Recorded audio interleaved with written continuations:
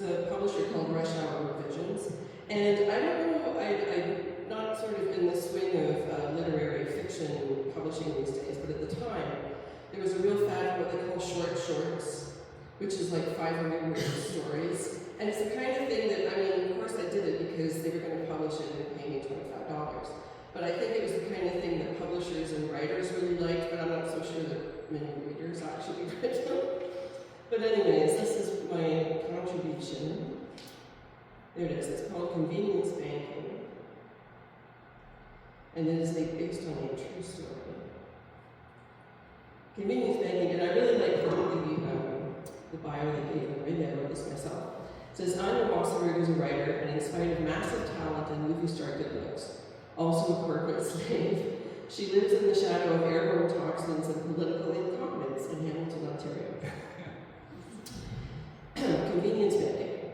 Greenish fragments of a shattered windshield crunch under my boots as I cross the street. The sun hovers just above the warehouse on the other side, filtering through a haze of exhaust and whatever the hell oozes from the recycling plant. My shadow flicks down the road ahead of me. Houses line the street to my right, narrow Victorian buildings.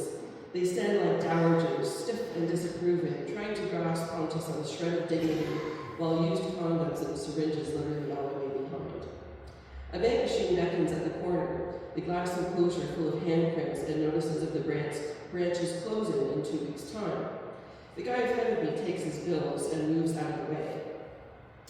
The machine swallows my card and considers my PIN. The asshole has paused in the doorway. I can feel him standing there, staring.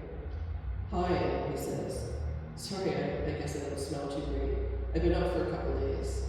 Oh, what a turn on. Let's go with that. I found as the screen tells me my numbers are invalid. Cancel. One just went from the top now. Are you a dancer? No. I pause. He's not so bad looking, actually, just somewhat the worse for wear. No, I'm not a dancer. I turn back to the screen. Are you working? Holy Christ, Betty. Look, I have a real job. I tell him. I can see this has confused him. He wavers in the doorway, literally and figuratively. I have a car, he offers. Thank you. Please collect your cash and statement. Finally.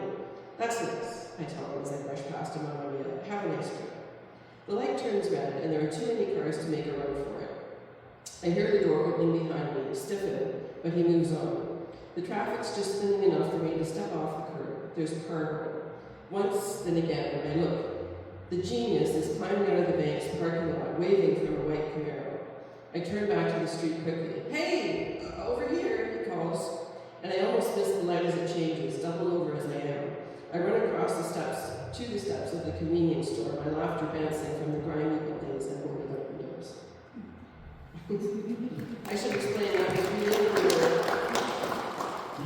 we lived up near the corner of Wentworth and King, and it was near Wentworth and Maine. I was going to get eggs to make pancakes for my son and his friend, but he thought I was late. Oh, I should mention too, the next one of these is going to be on March the 5th.